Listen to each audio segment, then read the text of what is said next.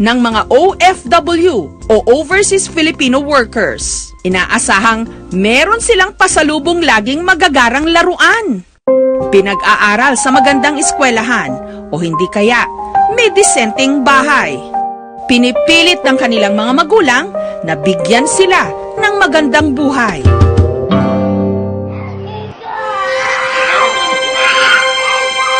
Pero ang mga eksenang ito hindi kayang pagtakpan ng anumang karangyaan dala ng pangingibang bayan.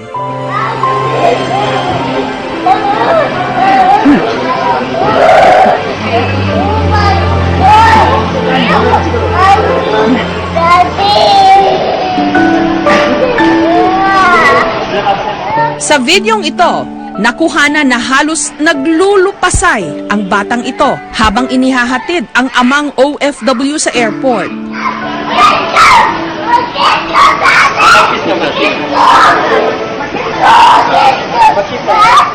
Nagmamakaawa ang bata na wag nang umalis si tatay.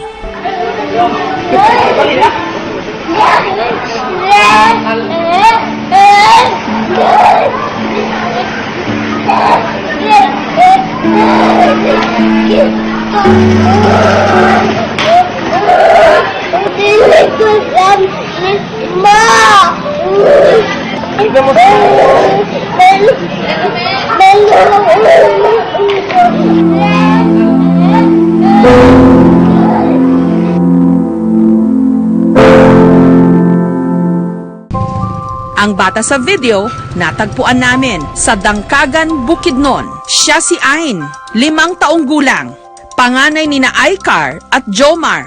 My name is Bania Aing Borchon Nopeldido. Ang work ng daddy, OFW sa Maldives. Napakamasayahin daw at palakaibigan si Ain. Aminadong daddy's girl.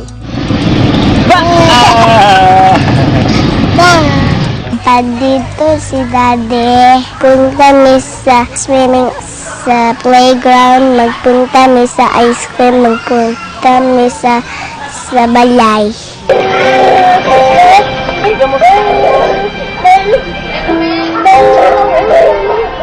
Pero sa tuwing aalis at tutulak muli papuntang ibang bansa ang kanyang amang OFW, si Ain daw talaga ang labis na naaapektuhan. Katunayan, kahit 1 linggo nang nakaalis ang kanyang tatay, magpahanggang ngayon, nagtatampo pa rin ang bata. Pag liko na talaga namin ng airport, napansin niya yung mga airplane. Parang kinutuban na siya na alis na talaga yung daddy niya.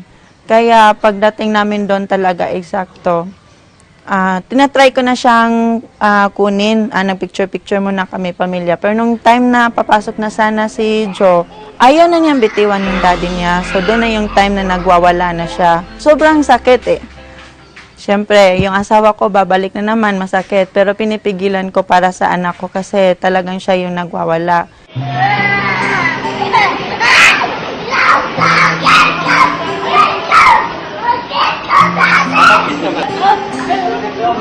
Taglakaw kang daninig kilak ko, wala ko uban. Kwento pa ni Icar, isang araw bago umalis ang kanyang mister, ipinasyal pa nito ang kanyang mag-anak sa Cagayan de Oro. During sa travel, palagi lang siyang nakahag sa daddy niya, nakasandal dito. Kung matutulog siya, nandito lang talaga siya sa daddy niya. Ayaw niya bitiwan yung daddy niya. Daddy's girl talaga si Ain. Hanggang ihatid na nga nila si Jomar sa airport. Hindi na napigilan ng bata na maging emosyonal.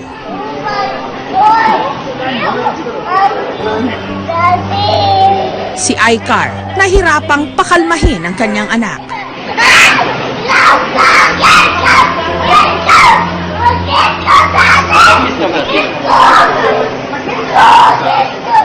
Napag-usapan namin ng mister ko, uwi ako para at least kung ano man yung business na maisipan namin dito, tapos sa awa ng Panginoon, kung lalago, edi makauwi na din siya, yung ganon. Tapos ma-manage namin yung, yung budget namin.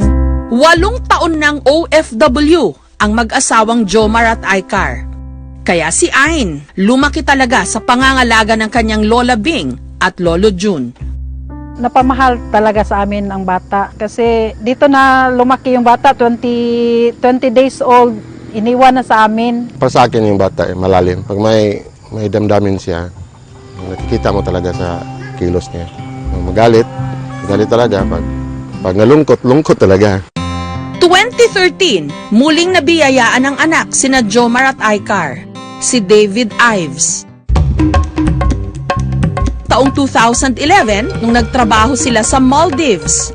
Dating kitchen staff sa isang resort si Aika sa Maldives. Ang kanya namang asawa na si Jomar, nagtatrabaho rin sa parehong resort bilang service crew. Nakapagdesisyon akong ibang bansa nung dahil sa contractualization sa Pilipinas. Natapos yung kontrata ko sa pinagtatrabahuan ko sa Maynila.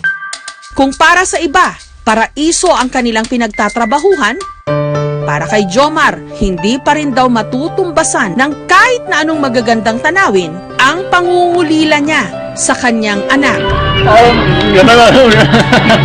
Malungkot ang malayo talaga sa pamilya, lalo na't mayroon ka ng mga anak at pati na rin yung asawa mo na namimiss ka palagi. Yun yung isang struggle ng isang OFW. Kami ng asawa ko, tulo-tulo na yung luha namin. Sakit talaga sa loob. Love, mami. Time na yung mga bata nagkakaisip na, sila na yung umiiyak, mas masakit yun na part. At dahil 2 beses lang sa isang taon, kung umuwi sa Pilipinas sina Icar at Jomar, may pagkakataon pa raw, ni halos hindi nga raw sila makilala ng kanilang panganay.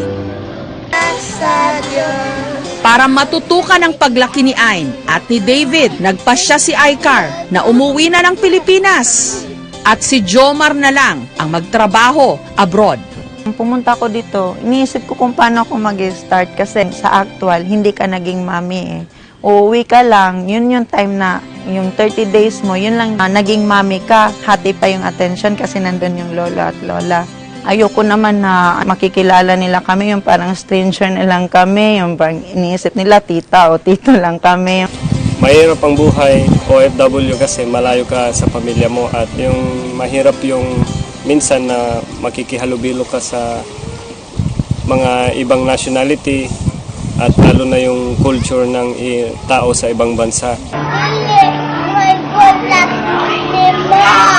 Doon sa nakita natin na respondong bata, mayroon siyang severe na separation anxiety. Madalas itong nararamdaman, lalo na pag yung parents, OFW or madalas na umaalis. Pero dahil 5 years old na yan, alam na nila na matagal uling mawawala, hindi nila alam kung gaano katagal silang magkikita. So, parents should be aware, dapat may mental conditioning na i-guide yung bata unti-unti nung pag-alis ni daddy.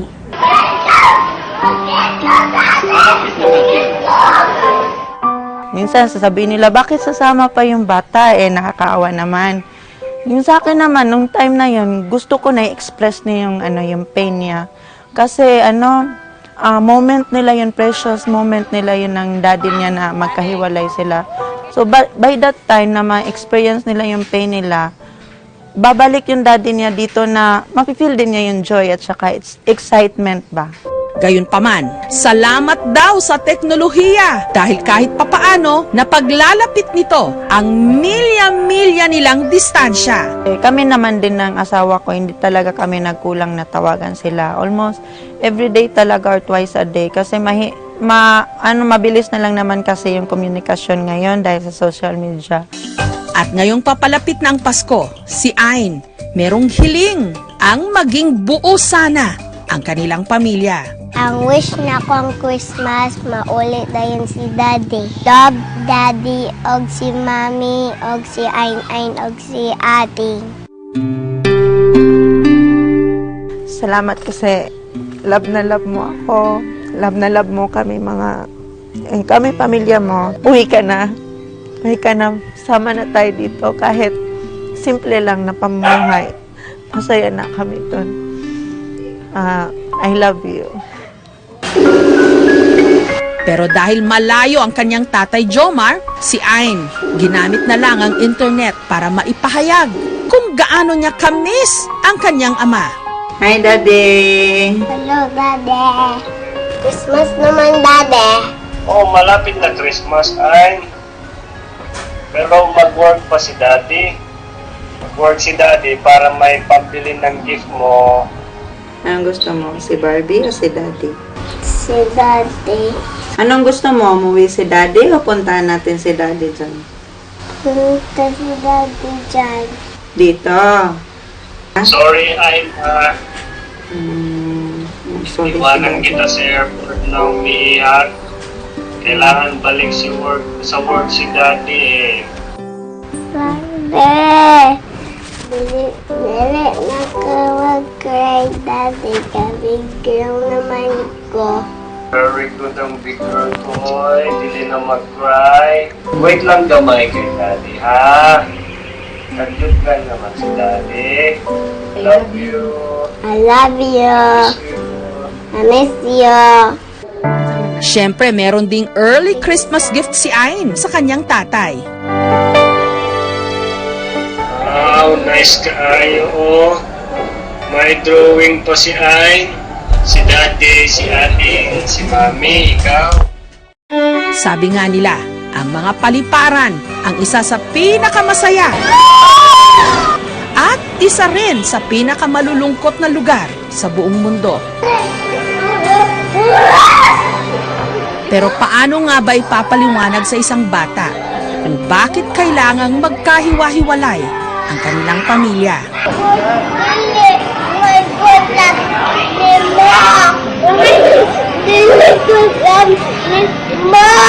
Kaya naman hiling ng pamilya ni Aika, kasama ang libo-libong mga pamilya na meron ding kamag-anak abroad. Sana dumating ang panahon, hindi na nila kailangan pang mawalay sa isa't isa.